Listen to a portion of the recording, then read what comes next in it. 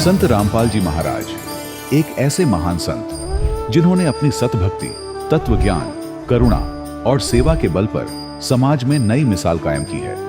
संत रामपाल जी महाराज की अगुवाई में उनके सभी सतलोक आश्रमों से समाज कल्याण के अद्भुत कार्यों ने समाज को सुनहरे भविष्य की एक नई उम्मीद दिखाई है। संत रामपाल जी महाराज से नाम दीक्षा लेने के बाद लाखों लोगों की लाइलाज बीमारियां जैसे कैंसर, एड्स आदि ठीक हुई। संत जी के ज्ञान से प्रेरित होकर उनके अनुयायियों ने लाखों यूनिट रक्तदान किया।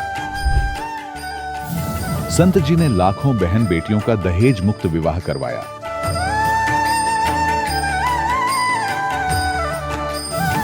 संत जी ने लाखों लोगों का नशा छुड़वाया, करोड़ों उजड़े परिवार बसे। संत जी के आश्रमों में समागम के दौरान निःशुल्क नेत्र चिकित्सा, दंत चिकित्सा प्रदान की जाती है।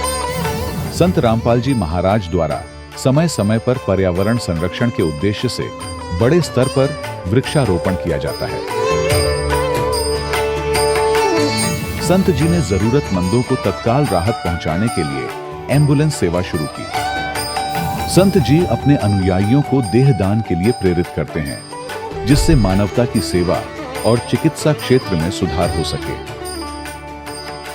संत रामपाल जी महाराज के सभी आश्रमों में हर रोज निःशुल्क भंडारा आयोजित किया जाता है, जहां हर वर्ग, हर जाति और हर धर्म के लोग एक साथ बैठकर भोजन करते हैं।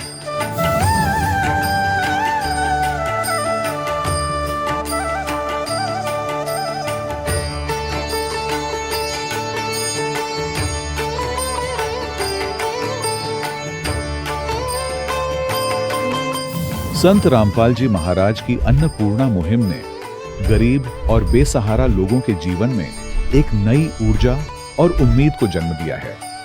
घर घर खाद्य सामग्री और जरूरी मदद पहुंचाकर संत रामपाल जी महाराज ने लोगों को दुख और मजबूरी से लड़ने की ताकत प्रदान की है।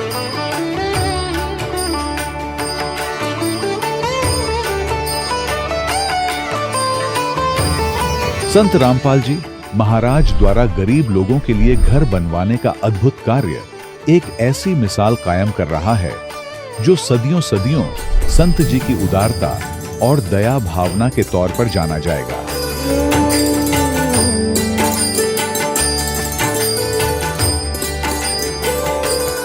संत रामपाल जी महाराज के आश्रम में हजारों बुजुर्गों को सम्मान और प्यार के साथ जीवन जीने का अवसर मिलता है। उनके खाने, रहने और स्वास्थ्य की पूरी जिम्मेदारी संत रामपाल जी महाराज उठाते हैं। अनाथ बच्चों के लिए संत रामपाल जी महाराज के सभी आश्रम किसी वरदान से कम नहीं। यहाँ उन्हें शिक्षा, संस्कार और भविष्य के लिए बेहतर अवसर प्रदान किए जाते हैं। चाहे बाढ़ हो, भूकंप या महामारी, संत रामपाल जी महाराज और उनके अनुयायी हमेशा ही जरूरतमंदों के लिए सबसे आगे खड़े रहते हैं। कोविड महामारी के दौरान संत रामपाल जी महाराज के आश्रमों से करोड़ों लोगों के लिए भोजन, दवाइयां और जीवन रक्षक सामग्रियां उपलब्ध कराई गई। चाहे गरीब की मदद हो या किसी शोषित और पीड़ित वर्ग के हक और सम्मान की लड़ाई, संत रामपाल जी महाराज ने हमेशा ही उनकी दबी आवाज को सरकारों तक पहुंचाया है और उन्हें उचित न्याय दिलवाने में अहम भूमिका अदा की है। समाज में आध्यात्मिक और सामाजिक मूल्यों के प्रति जागरूकता लाने में संत रामपाल जी महाराज हर कदम पर मानवता के सच्चे सेवक साबित हुए हैं।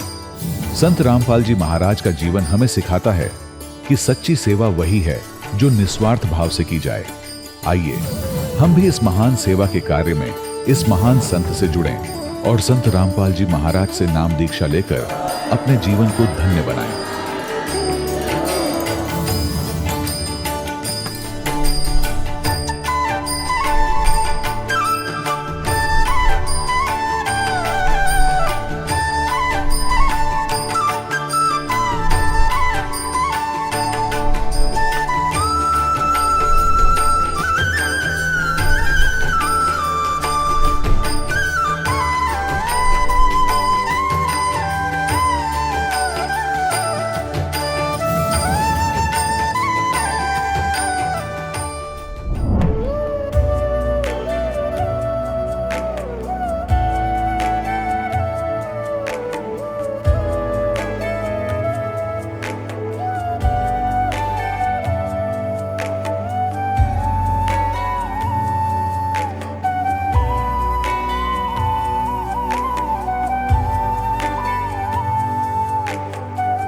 गीता में अर्जुन को स्वयं भगवान कह रहे हैं कि उस परमेश्वर की शरण में जा, उसके लिए उन संतों के पास जा जो तत्वदर्शी हो।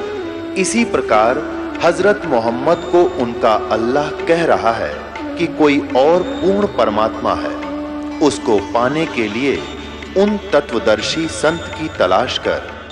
वो प्रभु कौन है, ये जानने के लिए कृपया अवश्य सुनिए जगत गुरु तत्वदर्शी संत रामपाल जी महाराज के अमृत वचन। सत साहिब दर्शकों, सच्ची लगन अगर किसी व्यक्ति को लग जाए तो वह अपना सर्वस्व उसी दिशा में झोंक देता है।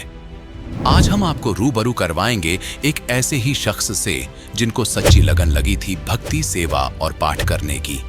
जी हां, हम बात कर रहे हैं नवा शहर पंजाब के रहने वाले बलवंत राय जी की, जो संत गरीबदास जी के पंथ से जुड़े हुए थे। बलवंत राय जी इस भक्ति पर इतने आरूढ़ थे कि वे अपना ज्यादातर समय संत गरीबदास जी के मूल गांव छुड़ानी में बिताते थे। साथ ही शिव जी और विष्णु जी की पूजा भी करते थे। पेशे से अध्यापक होने के बावजूद इतनी भक्ति साधना करने के बाद भी इन्हें मानसिक शांति नहीं मिल पा रही थी। वो पीस ऑफ माइंड की तलाश में थे। इनकी वो तलाश संपूर्ण हुई जब इन्हें जगत गुरु तत्वदर्शी संत रामपाल जी महाराज जी के विषय में पता चला। जैसे ही इन्होंने संत रामपाल जी महाराज जी से नाम दीक्षा ली, वैसे ही उनके मन का भटकाव दूर हो गया और इन्हें मानसिक शांति का अनुभव हुआ। साथ ही इनकी आर्थिक स्थिति में भी सुधार आया और इनके गुरुदेव जी की असीम कृपा से अनेकों चमत्कार हुए। तो आइए सुनते हैं बलवंत राय जी की अनोखी भक्ति सफर की कहानी, उन्हीं की जुबानी। सर नमस्कार। नमस्कार सर। सर क्या नाम है आपका? बलवंत राय जी। बलवंत जी कहाँ से आए हैं आप? गांव चूड़पर, तहसील बलाचौर, जिला नवांशहर, पंजाब से। सर आप एक बात बताइए कि संत रामपाल जी महाराज से आप कब जुड़े? मई 2011 में। संत रामपाल जी महाराज से नाम दीक्षा लेने से पहले आप क्या भक्ति साधनाएं करते थे? संत रामपाल जी महाराज से दीक्षा लेने से पहले मैं गरीबदास महाराज जी के पंथ में, संत भूरी वाले हैं, वेदांत आचार्य चेतनानंद जी महाराज, उनसे नाम दीक्षा ली थी मैंने 99 में। सर जैसा कि आपने बताया कि आप पहले गरीबदासी पंथ से जुड़े हुए थे और संत रामपाल जी महाराज भी गरीबदासी पंथ से हैं, वो भी गरीबदास जी महाराज के बारे में ही बताते हैं। तो सर आपको ऐसा क्यों लगा कि आपको संत रामपाल जी महाराज से नाम दीक्षा लेनी चाहिए जबकि आप पहले से ही गरीबदासी पंथ से जुड़े हुए थे? सर ये थोड़ी विस्तार में मैं बताना चाहूँगा इस बात को लेकर कि हम वहीं आश्रम में रहते थे और गरीबदास जी की जो वाणी है, उनका जो सदग्रंथ साहिब है, उनका हम पाठ किया करते थे 2 घंटे सुबह, 2 घंटे शाम को। ये हमारी रूटीन थी। मतलब ये सालों से हम कर रहे थे, बचपन से, मतलब 3 पीढ़ी से, मतलब वही साधना हम कर रहे थे। गरीबदास जी की वाणी का पाठ करते थे और जो मंत्र का हम जाप करते थे, ओम नमो भगवते वासुदेवाय, उसका भी घंटों घंटों हम कोशिश करते थे जाप करने की। जब और छुड़ानी भी हम बार बार जाते थे, मतलब साल में 2 बार तो छुड़ानी में मेला होता तो हम वहाँ जाया करते थे। तो एक बार हम ऐसे छुड़ानी गए हुए थे तो वहाँ किसी दोस्त ने बताया भी एक संत रामपाल जी महाराज का एक पंपलेट उन्होंने पढ़ा जिसके ऊपर लिखा हुआ था कि कौन ब्रह्मा का पिता है, कौन विष्णु की माँ, शंकर का दादा कौन है, हमको देव बताए। तो जब हम गरीबदास जी की वाणी को पढ़ते थे तो उसमें ये वाणी आया करती कि कौन ब्रह्मा का पिता है, कौन विष्णु की माँ, शंकर का दादा कौन है, हमको देव बताए। तो हम इस वाणी को पढ़ते थे लेकिन हमें ये पता नहीं था इस वाणी के बारे में, इस सवाल का क्या जवाब है, क्योंकि ये कभी सवाल आया ही नहीं मन में। हम गरीबदास जी के पंथ में थे पर विष्णु भगवान का हम मंत्र जाप करते थे और शंकर भगवान की साधना करते थे, शिवलिंग था उसके ऊपर जल चढ़ाते थे। तो एक बार किसी ने कहा कि जिस संत की आप बात कर रहे हो, संत रामपाल जी महाराज की, उनका जो सत्संग है वो टीवी पर आता है। तो हमने वो सत्संग सुनना शुरू किया। हम जब वो सत्संग को सुना तो एकदम से अचंभा हुआ जब उन्होंने कहा कि कबीर साहब परमात्मा है, कबीर साहब भगवान है। इससे पहले हम क्या कृष्ण जी को भगवान मानते थे, विष्णु जी को भगवान मानते थे, शंकर को भगवान मानते थे, कबीर साहब को एक सदगुरु मानते थे कि वो एक संत हैं, सदगुरु हैं। पर जब उन्होंने ऐसा कहा कि कबीर साहब भगवान है तो हमें इतनी हैरानी हुई इस बात की, जिस भगवान की सारी दुनिया खोज कर रही है उस भगवान की हम रोज वाणी पढ़ते हैं, उनकी आरती करते हैं और उनका जो है हम भोग में करते हैं, सारा कुछ संध्या आरती करते हैं और हमें इस बात का ही ज्ञान नहीं है कि ये कबीर साहब भगवान है।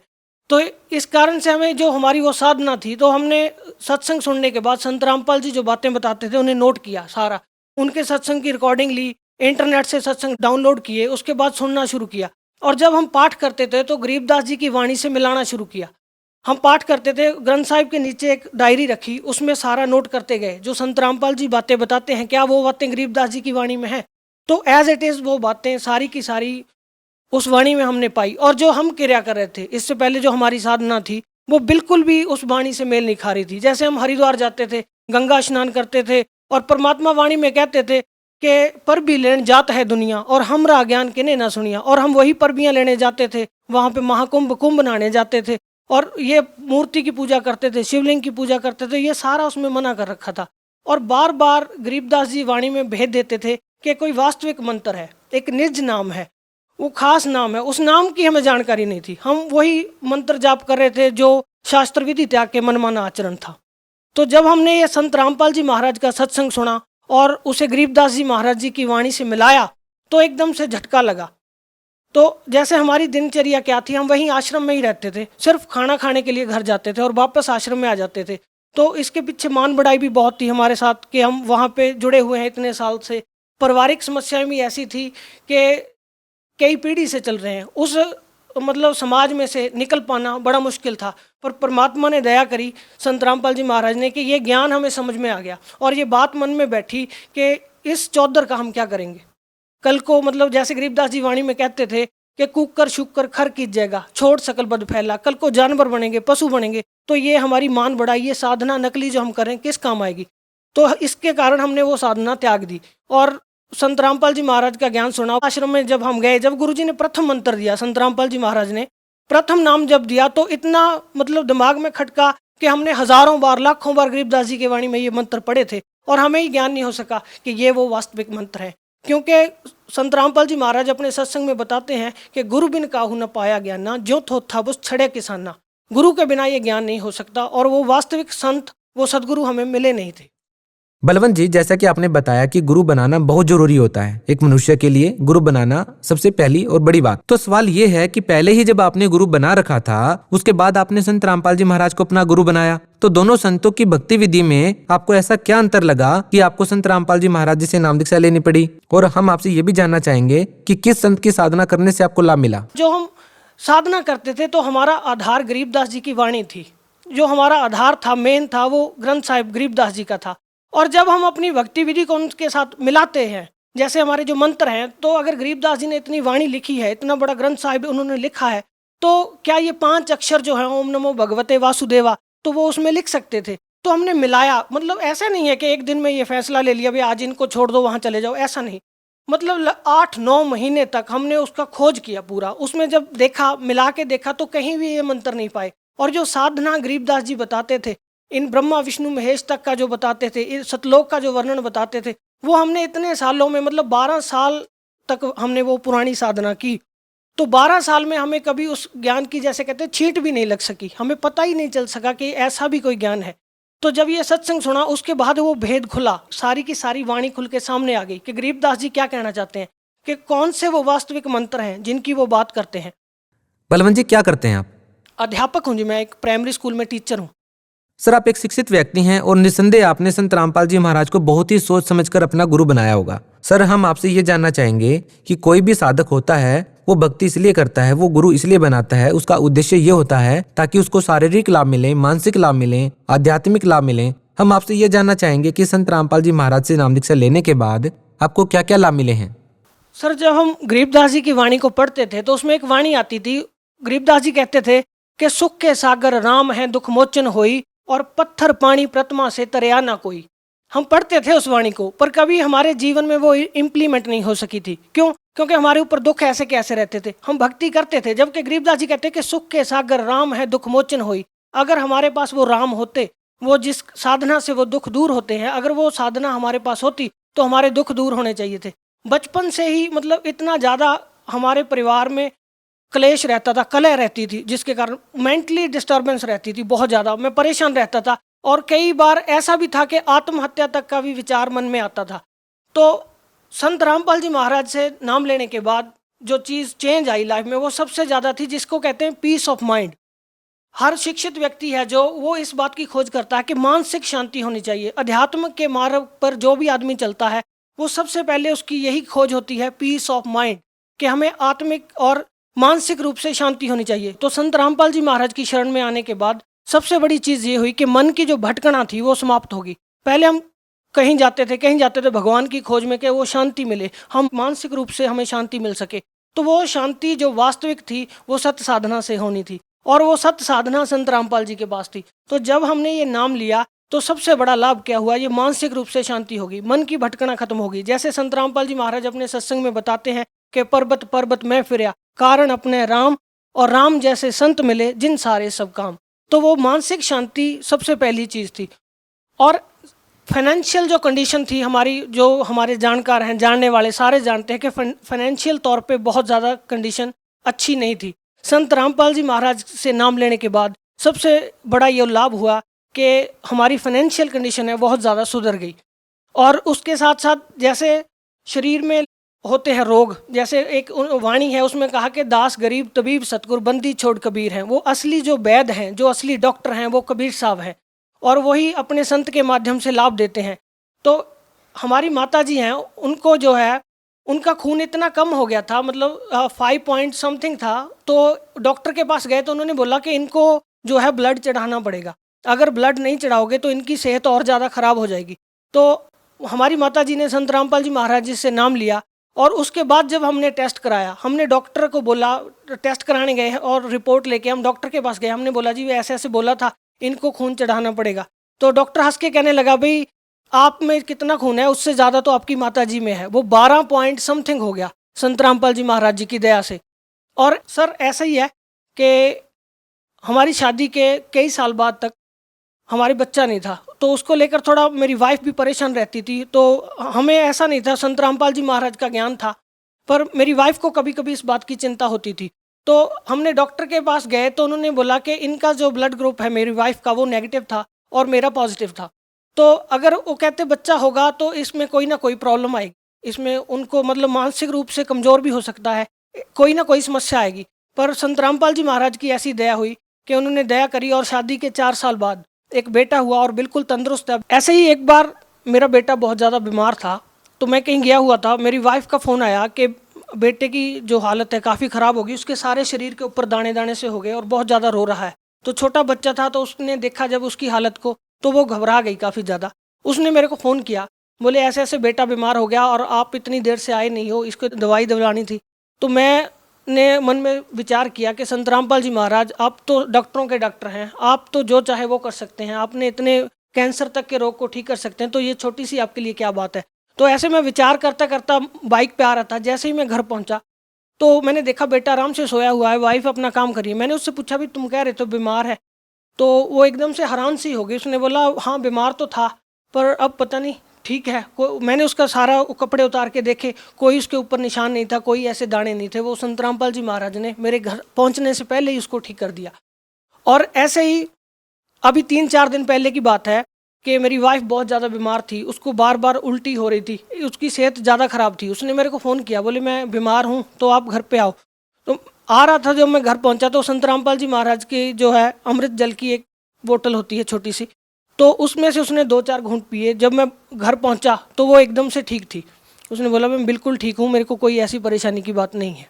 सर, अगर यदि ये कहा जाए कि सभी बाबा एक जैसे होते हैं, तो आप लोगों को कैसे समझाएंगे कि संत रामपाल जी महाराज उन अन्य बाबाओं से बिल्कुल अलग हैं? सब बाबा एक जैसे नहीं होते, क्योंकि जैसे संत रामपाल जी महाराज जो ज्ञान देते हैं उस ज्ञान से निर्णय होता है। संत और असंत की जो पहचान है वो उनके भेष से, उनके बोलने चालने के ढंग से नहीं होती। जैसे शेर की पहचान उसकी गर्जना से होती है, ऐसे ही संत की पहचान उसके ज्ञान से होती है। अगर आप बाकी बाबाओं और संत रामपाल जी महाराज के ज्ञान की तुलना करके देखेंगे तो आपको फर्क समझ में आ जाएगा। सर देखिए, आप एक टीचर हैं, और अगर आप बच्चे को समझाएं कि सही गुरु कौन है और नकली गुरु कौन है, आप बच्चों को कैसे समझा पाएंगे कि वो गलत धर्मगुरु की पहचान कैसे कर सकते हैं? क्योंकि आज के समय में हम देखते हैं कि लाखों धर्मगुरु हैं, और टीवी चैनल पर जब देखते हैं तो हर रोज एक नए बाबा का पर्दाफाश हो जाता है। आप बच्चों को कैसे समझाएंगे, वो कैसे निर्णय करें कि कौन सही है और कौन गलत है? आज जो सबसे बड़ी चीज़ है वो शिक्षा है। आज का जो समय है उसमें जो शिक्षा है ये सबसे बड़ी चीज़ है।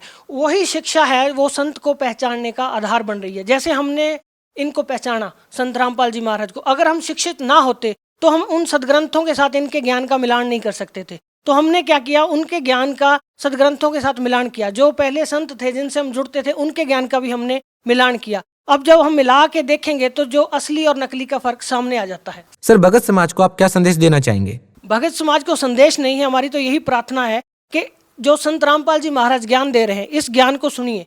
अगर आपको कोई भगत मिलता है जो ज्ञान गंगा, गीता तेरा ज्ञान अमृत उनकी पुस्तकें हैं वो आपको देता है, उन पुस्तकों को पढ़िए और उन्हें शास्त्रों के साथ मिलान करके देखिए, तो आपको जो है वास्तविक भक्ति का और परमात्मा के मार्ग का ज्ञान होगा। यही हमारी प्रार्थना है। सर धन्यवाद। नमस्कार सर। दर्शकों, अभी आपने सुने संत रामपाल जी महाराज से दीक्षा प्राप्त करके सुखी हुए भक्त के अनुभव। अब देखिए जगत गुरु तत्वदर्शी संत रामपाल जी महाराज के मंगल प्रवचन। जो मेरे ज्ञान का आश्रय करके तत्वदर्शी संत की खोज कर लेता है, तो तत्वदर्शी संत से उसको ये ज्ञान होता है, वो परिचित होता है, तो वो व्यक्ति केवल जरा और मरण से ही छूटने का प्रयत्न करता। जरा माने वृद्ध अवस्था और मरण माने मृत्यु, इन दो वस्तुओं के लिए ही वो भक्ति करता। फिर अन्य वस्तुओं की डिमांड इस गंदे लोक की वो नहीं करता। क्योंकि वो तत्ब्रह्म से यानी परम अक्षर ब्रह्म से, गीता ज्ञान दाता से, अन्य जो सुप्रीम पावर है उस ब्रह्म से और सारे अध्यात्म ज्ञान से और सभी कर्मों से वो परिचित होता है। तो पुण्यात्मा उस तत्वदर्शी संत या तो परमात्मा आए थे या फिर उन जिन महापुरुषों को वो मिले थे उनको वो ज्ञान बताया था, उन्होंने अपना अनुभव परमात्मा से प्राप्त ज्ञान लिख दिया।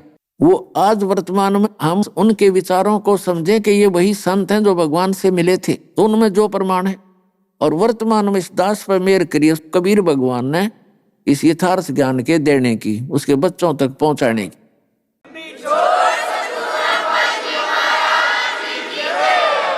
तो जब तक हम यथार्थ ज्ञान से पूर्ण कंप्लीट इस अध्यात्म मार्ग से और ज्ञान से सभी कर्मों से परिचित नहीं होते तो हम भक्ति नहीं कर सकते।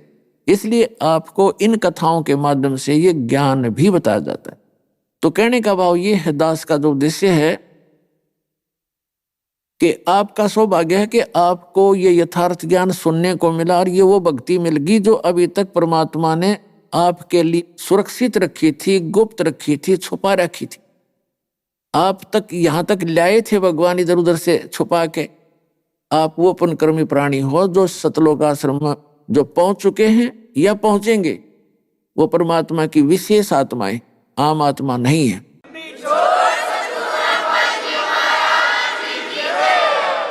अब जो हम आगे प्रसंग चला रहे हैं उससे पहले थोड़ी ये कथा बताना चाहते हैं कि वो परमात्मा जैसे प्रारंभ में दास ने बताया था कि वो अच्छी आत्माओं को मिलते हैं और उनको अपना ज्ञान देते हैं। वो किन किन को मिले?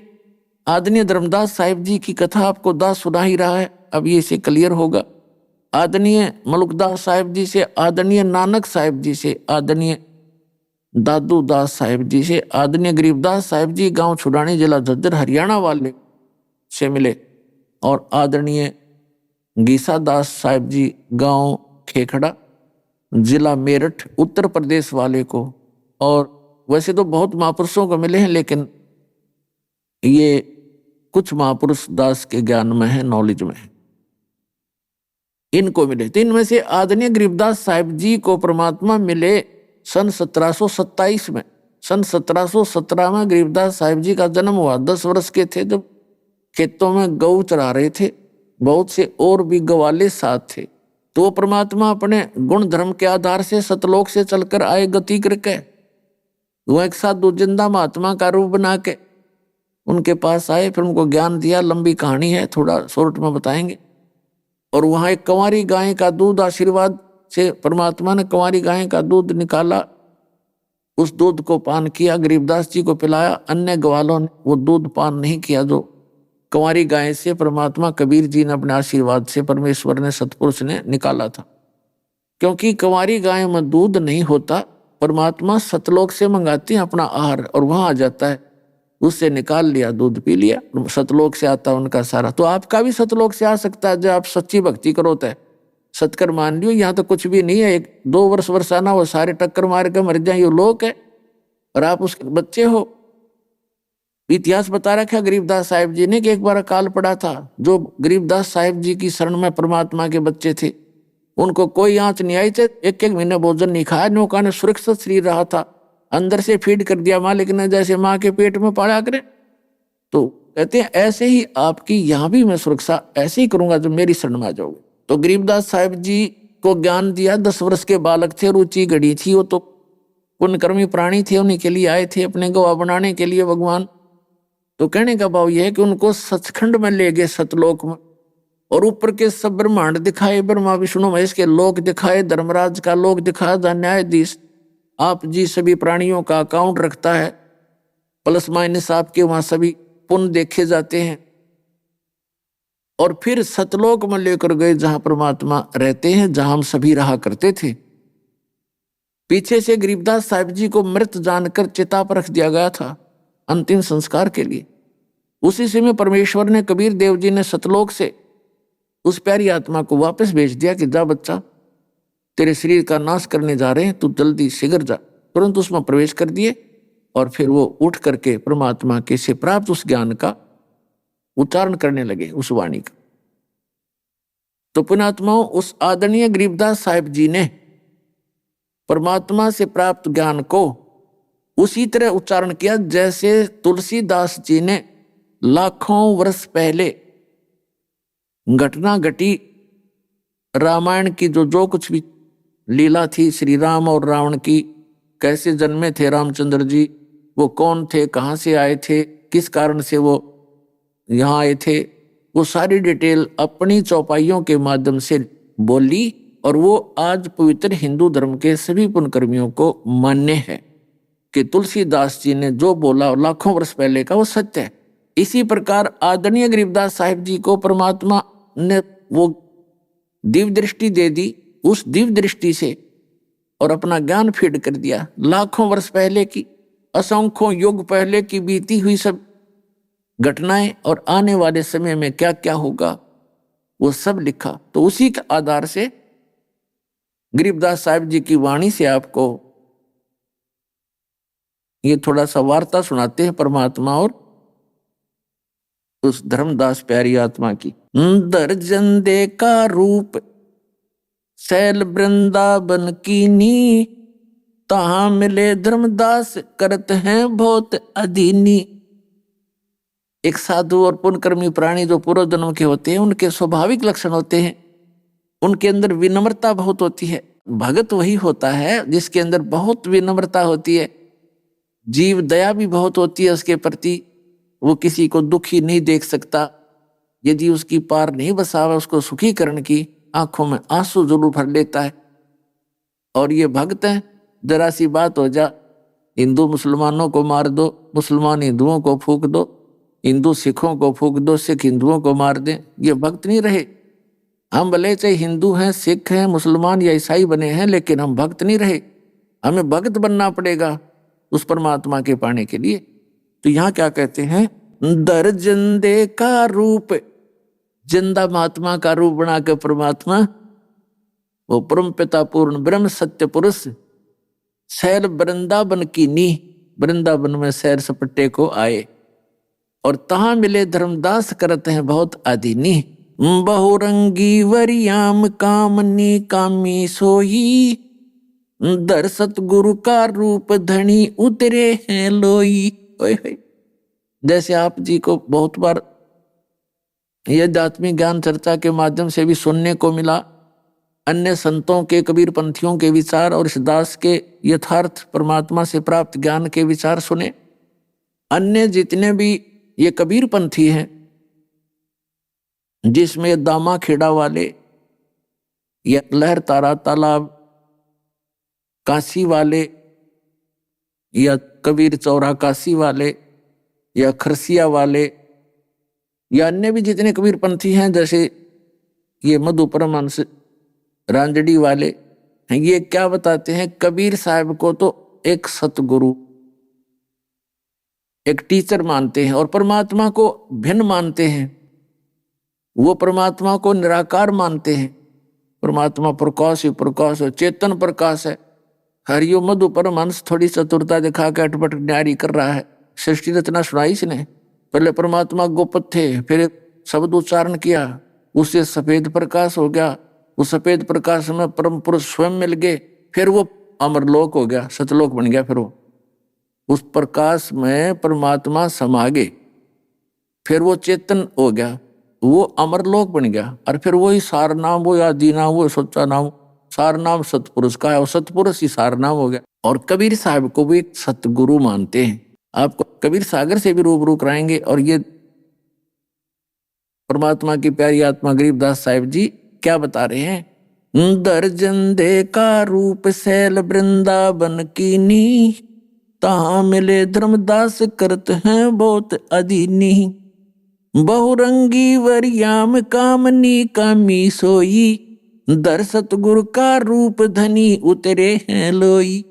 एक सतगुरु का रूप बना के कहते हो कुल धनी खुद मालिक उतरे वहां से चलकर आए हैं। यही वेद बताते कि वो परमात्मा वहां से गति करके आता, सह शरीर एज इट इज, अपने शरीर को हल्का तेज पुंज का बना लेता है, उसके प्रकाश को ऑफ कर लेता है।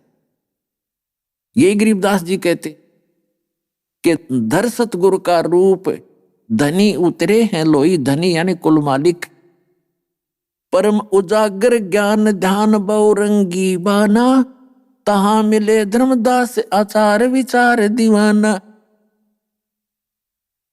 कहते वहां परमात्मा आए और धर्मदास जी उस कर्म कांड में कति दीवाना हो रहा था, पागल हो रहा था, बुरी तरह आरूढ़ था। परमात्मा ने अपने आप को छुपाकर एक दास की भूमिका निभाकर, परमात्मा उस एक जीव को स्वामी कहते हैं कि कहीं ये बेदक ना जा और मेरी बात सुने नहीं और बात बिगड़ जा।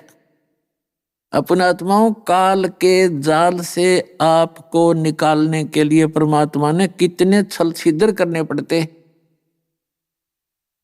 अब आप तो काल की भांग पी के अब मस्त हो रहे हो, अपना पता नहीं कल के बिजली गिरेगी। कौन सी भांग पी रखे हैं? कहते झूठे सुख को सुख कहे, ये मान रहा मन मोद। मस्त हो रहा है ये सकल चबीना काल का, कुछ मुख में कुछ गोद। कबीर ये माया अटपटी, सब घट आण अड़ी, किस किस को समझाऊं या को भांग पड़ी। कहते सबको एक जैसी भांग पे रखी है, कार कोठी चाहिए। और जो मर गए कोई बात ना, हम अभी हैं, अभी नहीं मरेंगे। जो मृत्यु को प्राप्त हुए वो भी यही अटकड़ लगाए बैठे थे, हम अभी नहीं मरेंगे। तो यहाँ क्या बताते हैं? हमें यहां से निकालने के लिए परमात्मा कैसी लीला करते हैं। क्या बोले? कौन तुम्हारी जात कहां से आए स्वामी, पूछे पुरुष कबीर धनी साहब नी कामी। ओए कहते कौन तुम्हारी जाति और कहां से आए स्वामी, मालिक परमात्मा उस धर्मदास जी को कहते हैं स्वामी जी, क्योंकि वो साधु का रूप बनाए बैठे थे। धर्मदास जी वैष्णो संत जैसी वेशभूषा किए हुए थे, तिलक तलक ला के गल मांगो छाटांग के हैं, और अपना वही माला मूला कई लगा रखी थी गले में। कंठी तो अलग थी, वो और भी डाल लेते हैं कई मालाएं। तो क्या कहा? कौन तुम्हारी जात कहां से आए स्वामी, और पूछे पुरुष कबीर धनी साहेब नीकामी। नीकामी माने निस्वार्थ भाव से सबके उद्धार करने वाले। परमात्मा ने पूछा कि हे स्वामी जी आप कहां से आए? पूछे पुरुष कबीर, पुरुष माने परमात्मा, परमात्मा कबीर पूछ रहे हैं। वो धनी साहेब नीकामी, वो कुल मालिक। अब धर्मदास जी बताते हैं हम वैष्णो बैरागी धर्म में सदा रहाई, सुधर न बैठे संग कल्प ऐसी मन माही, सुन जिंदा मम धर्म को अधिक आचार विचार, हमरी करनी जो करे उतरे भवजल पार। अब जो भी जिस साधना को कर रहा है नो सोचे औरों ने भी बता दूं और इसी से मोक्ष होगा। तो धर्मदास जी जिंदा महात्मा रूप में उपस्थित परमात्मा से कह रहे हैं कि जो साधना हम कर रहे हैं इसने कोई भी कर ले साधना से मोक्ष होगा, उतरे भवजल पार। अब परमात्मा कहते हैं बोले धनी कबीर, धनी माने मालिक, कुल मालिक स्वामी। बोले धनी कबीर सुनो वैष्णो बैरागी, कौन तुम्हारा नाम गाम कहिए बड़बागी, कौम कुल जात कहाँ को गवन किया है, कौन तुम्हारी रैस किने तुम नाम दिया है। कौन तुम्हारा ज्ञान ध्यान सुमरण है भाई, कौन पुरुष की सेव कहाँ समाधि लगाई। को आसन को गुफा के भर मत रहो सदाई, ये सालग सेवन कीन बहुत अति भार उठाई। झोली झंडा धूप दीप तुम अधिक आचारी, बोले धनी कबीर भेद कई हो ब्रह्मचारी। हमको पार लंघाइयो परम उजागर रूप, जंद कह धर्मदास से तुम हो मुक्ति स्वरूप। अब परमात्मा पूछ रहे हैं अपनी प्यारी आत्मा से, और उनको किस किस महिमा से संबोधित कर रहे हैं, और क्या कहते हैं कि हमको पार लंघाइयो, कि हमें मोक्ष प्राप्ति करवाना, हे परम उजागर रूप। और जिंद कहे धर्मदास से, परमात्मा कहते हैं धर्मदास जी से, तुम हो मुक्त स्वरूप, यानी आपकी साधना आपकी भक्ति तो मैंने दिखाई देती है जैसे मेरा कल्याण निश्चित है। यानी उसको परमात्मा उकास रहे हैं ताकि कुछ देर वार्ता कर लेगा तो मैं कंडम कर दूंगा इसको, 1 मिनट में घायल कर दूंगा, जख्मी कर दूंगा अंदर से, फिर ये तड़फता फिरेगा। और पहले हमारे निकट आने के लिए परमात्मा कैसी लीला करनी पड़ी। क्या बताते हैं, बोले धनी कबीर सुनो वे सुनो बैरागी, और कौन तुम्हारा नाम गाम कहिए बड़भागी। कौम कुल जात कहाँ को गवन किया है, और कौन तुम्हारी रैस किन्हें तुम नाम दिया है। परमात्मा पूछ रहे, कौन तुम्हारा ज्ञान धान सुमरण है भाई, और कौन पुरुष की सेव यानी किस भगवान की पूजा करते हो, और कहाँ तुमने समाधि लगाई। को आसन को गुफा के भर मत रहो सदाई, कि कहीं कोई आसन है तुम्हारा ठिकाना, कोई आश्रम है, या किसी गुफा में रहते हो, या ऐसे रमते राम हो भ्रमण करते रहते हो। को आसन को गुफा के भर मत रहो सदाई, और सालग सेवन कीन अति बहुभार उठाई। झोली झंडा धूप दीप तुम अधिक आचारी, और बोले धनी कबीर भेद कहियो ब्रह्मचारी। और फिर कहते हैं हमको पार लंघाइयो। परमात्मा कह रहे तूने आपने सारा कुछ ले रखा है, जोड़ी भी है, धूप भी, दीप भी, जोत जात लगाते हैं, धूप भगवान के आगे रखते हो, मूर्ति भी ले रखी है, तो हमको पार लगाइयो। हमको पार लंगा वही परम उजागर रूप, जिंद कहे धर्मदास से। जिंदा महात्मा रूप में बैठे परमात्मा धर्मदास जी कहते हैं तुम हो मुक्त स्वरूप। धर्मदास जी से करे। अब धर्मदास जी फिर लगा बताने मैं कौन हूं, क्या करता हूं, कहां से आया हूं। बांधोगढ़ है गाम नाम धर्मदास कही जय, वैसे कुली कुल जात सुधर की नी बात सुनी जय। हम सुधरों को निकट नहीं आने देते, और वैश्य कुल में मेरा जन्म है, जात है, और धर्मदास मेरा नाम है, और वैश्य कुल में मेरा जन्म है, बनिया हूं, और बांधोगढ़ मेरा गांव है। बांधोगढ़ है गांव नाम धर्मदास कही जय, वैश्य कुली कुल जात सुधर की नी बात सुनी जय। सरगुण ज्ञान स्वरूप धान साल की सेवा, मल्लागिरी छड़कंत संत सब पूजे देवा। 68 तीर्थ दान ध्यान करे हम आए, पूजे सालग राम तिलक गलमाल चढ़ाए। धूप दीप अधिकारी आरती करे हमेशा, राम कृष्ण का जाप जप हम रटते शंकर शेषा। नेम धर्म से नेह सने दुनिया से नाही, आरूढ़ बैराग और की मानू नाही। अब धर्मदास जी बता रहे हैं कि नेम धर्म से ने सने दुनिया से नाही, और आरूढ़ बैराग और की मानू नाही। कह रहा है कि मुझे पूरा विश्वास है अपनी साधना पर, आरूढ़ हूं मैं इसके ऊपर, और किसी की मानू नहीं चाहिए, कोई बेसिक सिर पटक लेना, मेरा जो मार्ग है फाइनल है। फिर क्या कहते हैं, सुन जिंदे मम धर्म को वैष्णो रूप हमारे, 68 तीर्थ हम करें और चिन्ह सिरजनहार। धर्मदास जी कह रहे हैं कि हे जिंदा बाबा जी, अब सुन ले, हमारा वैष्णो धर्म सबसे श्रेष्ठ है, और हम 68 तीर्थ भ्रमण करके परमात्मा प्राप्ति करेंगे। अब परमात्मा क्या बोले, बोले जिंद बैन कहाँ से सालग आए, को 68 का धाम हमें तत्काल बताए। राम कृष्ण कहाँ रहे नगर वो कौन कहावे, ये जड़वंत है देवता से क्यों घंट बजावे। सुने गुने नहीं बात धात पत्थर के स्वामी, कहाँ भर में धर्मदास चीन निज पद निकामी। बोलत घटकट पूर्ण ब्रह्म धर्म आदू नहीं जाना, चिदानंद को चीन डार पत्थर पासाना।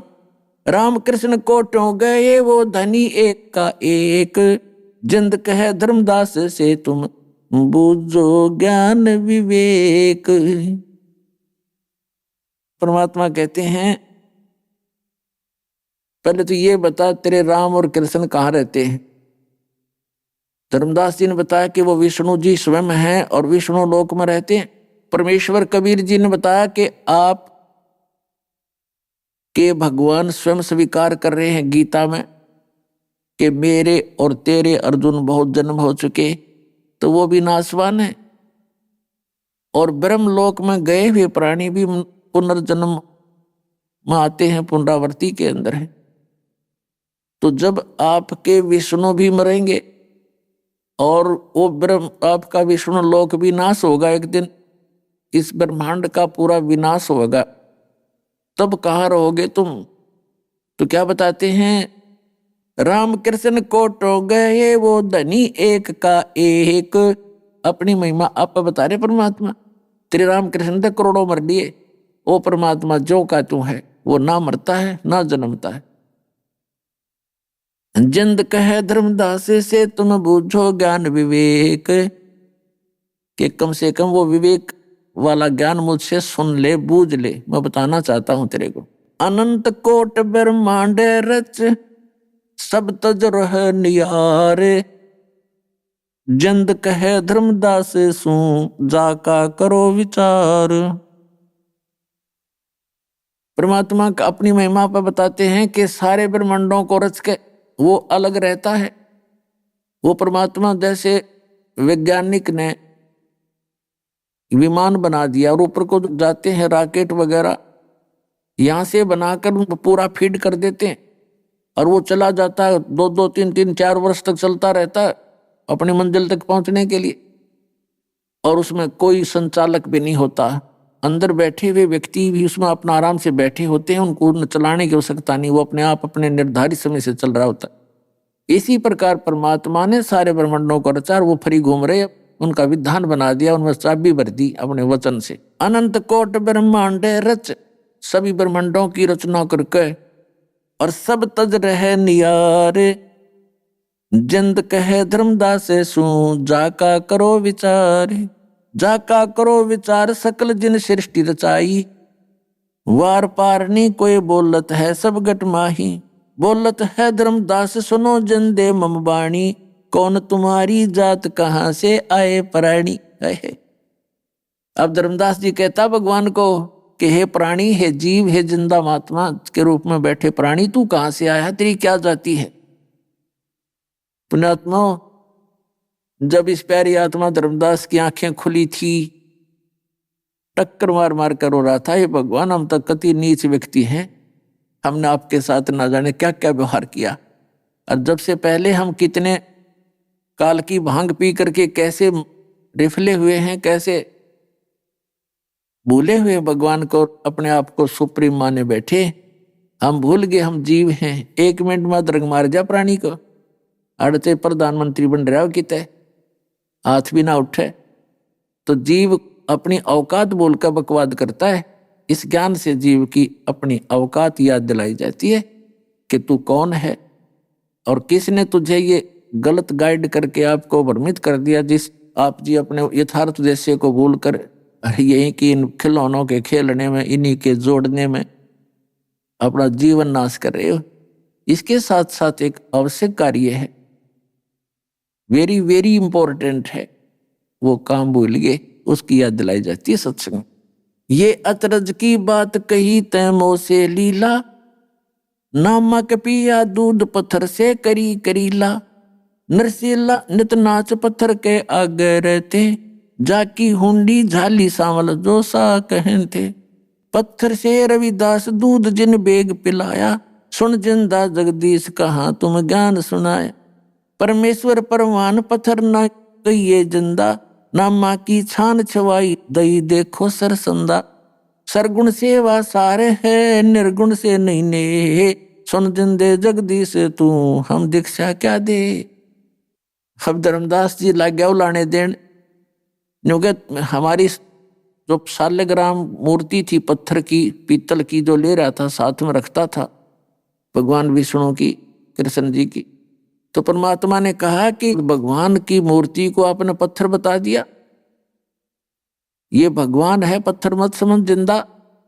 देख नामदेव जी ने पत्थर के भगवान को दूध पिला दिया था विठल भगवान को, और नरसिंह जी भी पत्थर के आगे नाचा करते थे गीत गाते थे, उसकी ऊंडी कैस कर दी थी भगवान ने, और भी बहुत सी बात सुनाई।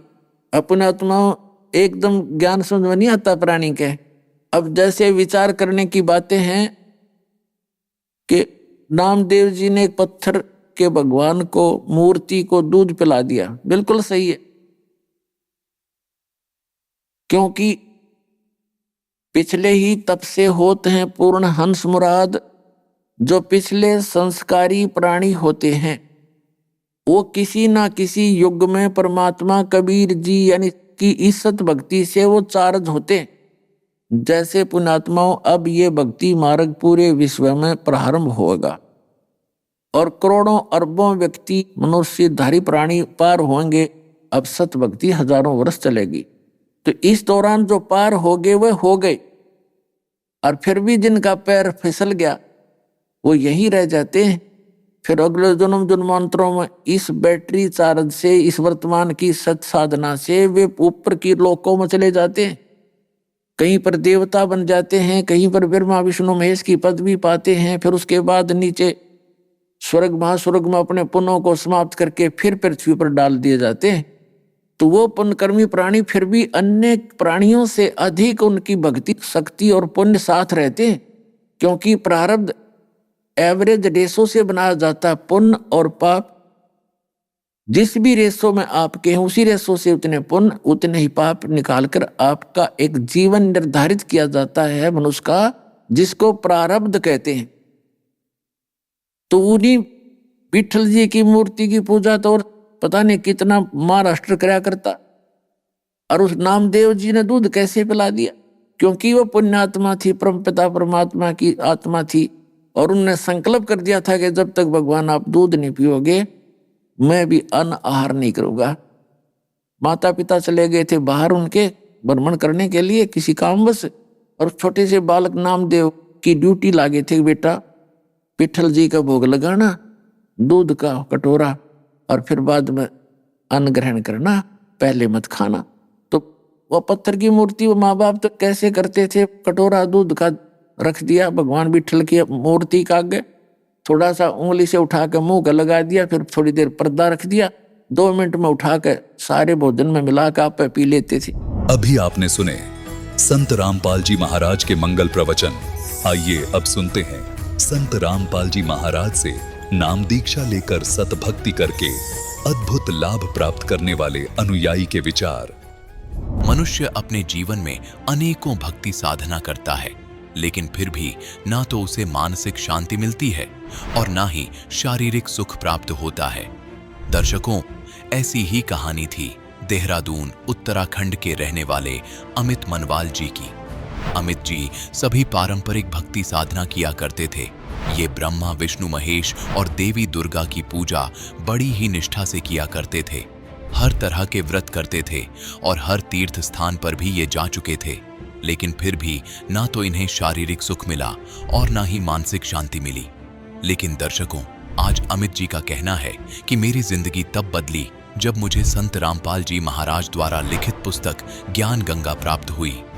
दर्शकों, संत रामपाल जी महाराज ने न जाने इस ज्ञान गंगा पुस्तक में ऐसा क्या लिखा है कि जो भी इस पुस्तक को पढ़ता है वह संत रामपाल जी महाराज का ही होकर रह जाता है। दर्शकों, आइए जानते हैं कि आखिर इसके पीछे की सच्चाई क्या है। आखिर अमित जी ने अपनी पारंपरिक भक्ति साधना को त्याग कर संत रामपाल जी महाराज द्वारा बताई गई भक्ति साधना क्यों अपनाई?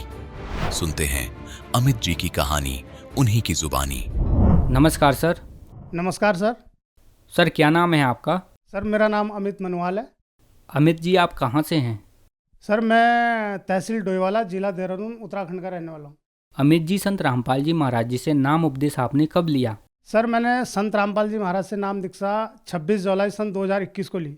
संत रामपाल जी महाराज जी से नाम उपदेश लेने से पहले आप क्या भक्ति साधना करते थे? सर जो आम हिंदू समाज में जो आम प्रचलन की पूजाएं हैं, ब्रह्मा जी, विष्णु जी, महेश जी की पूजा, देवी दुर्गा की पूजा, 9 के 9 व्रत रखना, शिव जी की पूजा आराधना, ये सारी आन उपासनाएं हम करते थे जी।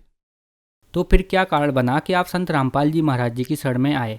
जी संत रामपाल जी की शरण में आने का एक कारण ये था कि मन में जिज्ञासा तो शुरू से ही थी कि परमात्मा है कौन, वो मतलब कैसा होता है, क्या होता है। क्योंकि मुझे ये लगता था कि आज हम विष्णु जी की पूजा कर रहे हैं, अगर वहाँ से फ़ायदा नहीं हुआ तो हम शिव जी की तरफ भागे, शिव जी से पूजा नहीं हुई, पूरी संतुष्टि नहीं, तो हम दुर्गा माता की तरफ भागे। तो ये चीज़ें मेरे मन में बहुत सवाल करती थी।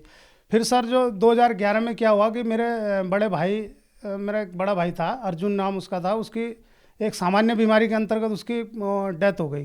तो उस समय भी मुझे बड़ा झटका लगा कि मैंने कहा ऐसे कैसे हो सकता है कि आदमी एक सामान्य बीमारी से, एक अच्छा खासा आदमी ऐसे मौत के मुंह में चला जाए। और उस समय भी हमने उसकी बीमारी को ठीक करने के लिए डॉक्टरों के अलावा जितने भी झाड़ फूंक, मुर्गा बकरा जो भी होता है, ये सब कुछ किया, लेकिन कोई फ़ायदा नहीं हुआ। आखिरी में वो डेथ हो गई।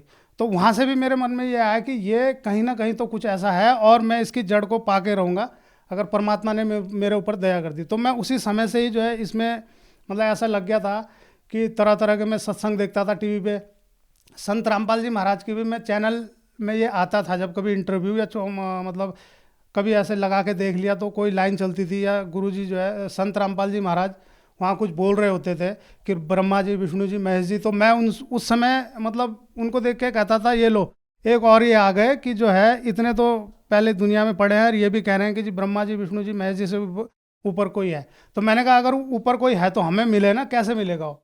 तो ऐसे करते करते 3-4 साल भी ऐसे निकल गए। फिर जी किसी ने कहा कि 2016 में कि जी आप भागवत कराओ, और भागवत कराने के बाद क्या होगा कि आपके जितने भी पितर वो है वो सब मोक्ष को प्राप्त हो जाएंगे, जो भी आपके यहाँ बाधाएं हैं वो हमेशा के लिए समाप्त हो जाएंगी। हमने कहा ठीक है जी, वो भी करा लेंगे। वो भी हमने करा के देख ली। उसके बाद 1 साल तक ठीक रहा, लेकिन 1 साल के बाद जो ऐसा हुआ कि जो ये भूत प्रेत देवी देवता जो परेशान करते ही करते थे, लेकिन उसके बाद मुझे शराब की ऐसी लत लगी कि 4 साल मैंने शराब में मतलब ऐसा जैसे पैसा पानी की तरह बहा दिया। मैं सुबह से शुरू हो जाता, शाम तक, सुबह से शाम तक, सुबह से 4 साल तक मेरा यही चलता रहा और बिल्कुल बर्बादी की कगार पे हम आ गए थे। और घर वाले भी परेशान, रिश्तेदार भी परेशान, सब आस पड़ोस गांव समाज के सब परेशान। वो दूर से देख के भाग जाते थे कि भाई ये शराब पी के आ गया, इसके पास मत जाओ। गाली गलौज, लड़ाई झगड़ा, बच्चों से, पत्नी से मारपीट, माता पिता से मारपीट, गाली गलौज, रिश्तेदारों से, दीदी जीजा फूफा भाई, सबसे जो है बिल्कुल। यहाँ तक कि जहाँ मैं काम करता था वहाँ भी जो ऑफिस में जो मेरे सीनियर थे वो भी थोड़ा ऐसे कटने लग गए कि यार इस आदमी को क्या करना है, तो शराबी हो गया, इसने तो ज़िंदगी बर्बाद कर ली थी। मुझे भी खुद ऐसे ही लगने लग गया था कि अब कुछ नहीं हो सकता, अब मेरा जो एंड है वो सिर्फ डेथ है और डेथ है और कुछ नहीं है। लेकिन 2020 में कुछ ऐसा हुआ लॉकडाउन के दौरान कि हमारा एक थानो, जहाँ मेरा गांव है सनगांव थानो में, वहाँ एक जल जलागम समिति का एक फेडरेशन है, एक समूह होता है किसानों का। तो वहाँ पर हम पहले से कार्यरत थे। तो वहाँ पर किसी ने एक पुस्तक रखी हुई थी, ज्ञान गंगा। तो वो पुस्तक जैसे हम ऑफिस में जाते थे तो मतलब जैसे ऑफिस में अपना वर्क करके अपना चले जाते, तो ऐसे ये मेरी टेबल थी और ऐसे मेरी टेबल में वो रखी थी। अब 1 दिन 2 दिन तीसरे दिन मैंने वहाँ के कर्मचारियों को पूछ लिया कि ये पुस्तक कौन लाया, कि जी ये पुस्तक तो ऐसे रखी है, अगर आपको चाहिए तो आप ले जा लो, ज्ञान गंगा।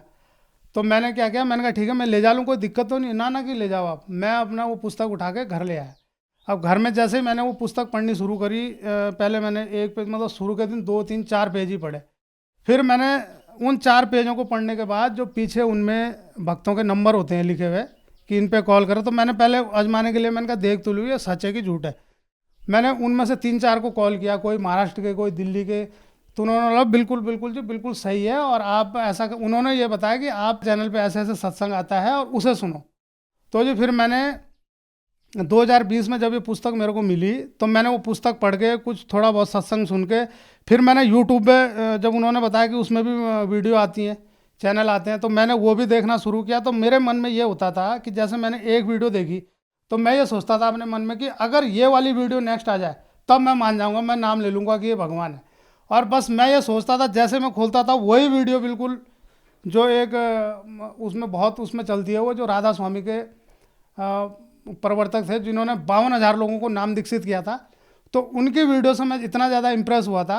देहरादून नामदान सेंटर बालावाला से संत रामपाल जी महाराज जी से नाम दीक्षा ली और उसके बाद विधिवत जिस प्रकार भी भक्ति साधना बताई आज तक जो है हम करते चले आ रहे हैं। सर, जैसा कि आपने बताया कि आपका जीवन बहुत ही कठिन परेशानियों से घिरा हुआ था, आप बहुत ज़्यादा नशा करते थे, तो क्या संत रामपाल जी महाराज जी से नाम उपदेश लेने के बाद आपको लाभ मिले? पूर्ण परमात्मा संत रामपाल जी महाराज से जो है जब से नामदान लिया है तब से सारी दुविधाएं, सारे बुराइयां ये हमारी बिल्कुल एक तरफ छूमंतर हो गई, कहीं दूर दूर तक भी नहीं है। मैं लगभग सर जी मैं 2009-10 से नशा करने का आदी था, लेकिन 2017 से और 2020 तो मेरा ऐसा गया, ये 3-4 साल की मतलब मैं सुबह से शुरू हो जाता और शाम तक बिल्कुल 2-2.5 बोतलें मेरी डेली की थी। वो पैसा कहाँ से आता था, क्या आता था, कुछ पता नहीं लगता था, लेकिन आता ज़रूर था शराब पीने के लिए। और ये होता था कि मैं शराब पी के कभी उस गली में पड़ा हूँ, कभी रायपुर चौक में पड़ा हूँ, कभी अपनी नदी विधालना नदी में पड़ा हूँ, तो लोग मुझे उठा उठा के घर ले जाते थे। और कई बार ऐसा हुआ कि मैं शराब पी के जो है एक दिन रात को जंगल में ही सो गया। उस दिन वो लोग सड़क के किनारे आए गए, लेकिन किसी ने नहीं, उसने कहा सोने दो से जो होगा, अगर ये मर मुर जाएगा तो सुबह को आएंगे अपना यहीं से कर कुरा के चलेंगे, और हो गया। इसके ऐसे 3-4 वाक़े मुझे पड़े कि शराब पी के मैं जंगल में पड़ा रहा, लेकिन हुआ कुछ नहीं, कुछ परमात्मा की कृपा ही रही, जो कुछ नहीं हुआ। लेकिन धीरे धीरे जो है जब संत रामपाल जी महाराज की शरण मैंने ग्रहण की, उसके बाद से मुझे एहसास हुआ कि वाकई में मैं इससे पहले भी नशा मैंने छोड़ा, लेकिन जो चीज़ अंदर से जब तक संत रामपाल जी महाराज की कृपा नहीं हुई थी तब तक ये चीज़ें अस्थायी नहीं थी। कुछ दिन के लिए छोड़ते थे, कुछ दिन बाद फिर शुरू हो जाते थे, फिर वही लड़ाई झगड़े, काम इधर उधर, ये करना वो करना, झूठ बोलना, बेईमानी करना, सारे जो है फिर वैसे शुरू हो जाते थे।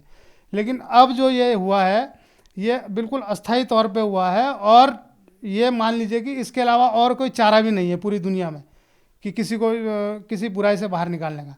सर, आप उत्तराखंड से हैं। उत्तराखंड को देवों की भूमि कहा जाता है और संत रामपाल जी महाराज के बारे में कहा जाता है कि संत रामपाल जी महाराज देवी देवताओं की पूजा छुड़वाते हैं। क्या ये बात सही है? बिल्कुल ये बात सही नहीं है।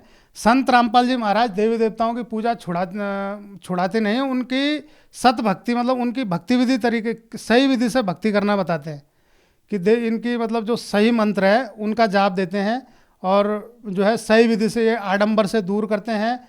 ये जो जितने भी आडंबर होते हैं, ये कहीं पूजा डालना, ये बकरे मुर्गे मारना, घड़ियाली लगाना, ये करना, इन सब आडंबरों से रहित करके एक सामान्य विधि जो देवी देवताओं के बुलाने की है, उस सत भक्ति द्वारा सही विधि द्वारा सत भक्ति संत रामपाल जी महाराज देते हैं। जैसा कि आपने बताया कि संत रामपाल जी महाराज ब्रह्मा विष्णु महेश की सही विधि से भक्ति बताते हैं, तो वह विधि संत रामपाल जी महाराज कहाँ से लेकर आए? वो जी संत रामपाल जी महाराज, ये सब वेदों में प्रमाण है इस चीज़ का। वेदों के द्वारा जो है ये सब वेदों में जो एक 4 वेदों के अलावा एक सूक्ष्म वेद है, उसमें पूरा प्रमाण है सत भक्ति का, सही विधि जो है हमारे जितने भी देवी देवता हैं इनके सत मंत्रों का, उनसे जो है प्रमाण लेके गुरुजी बताते हैं, संत रामपाल जी महाराज बताते हैं कि इस विधि से जो है भक्ति करनी है, तभी लाभ होगा। सर, संत रामपाल जी महाराज जी से नाम उपदेश लेने के बाद आपको बहुत सारे लाभ मिले, तो संत रामपाल जी महाराज जी से नाम उपदेश कैसे प्राप्त किया जा सकता है? जी, संत रामपाल जी महाराज से नाम दीक्षा लेने के लिए चैनल पे सत्संग आता है, उस पर नीचे पीली पट्टी चलती है, उस पर नंबर है, आप किसी भी नंबर पे कॉल करके आप जब अपना नाम बताएंगे तो वो आपको बताएंगे आप किस स्टेट से हैं, वो तुरंत आपको ये बताएंगे भाई उस स्टेट में आपका उस जगह उस ज़िले में आपका नामदान सेंटर है, आप वहाँ पर जाएँ और नाम दीक्षा लें संत रामपाल जी महाराज। धन्यवाद सर। नमस्कार सर।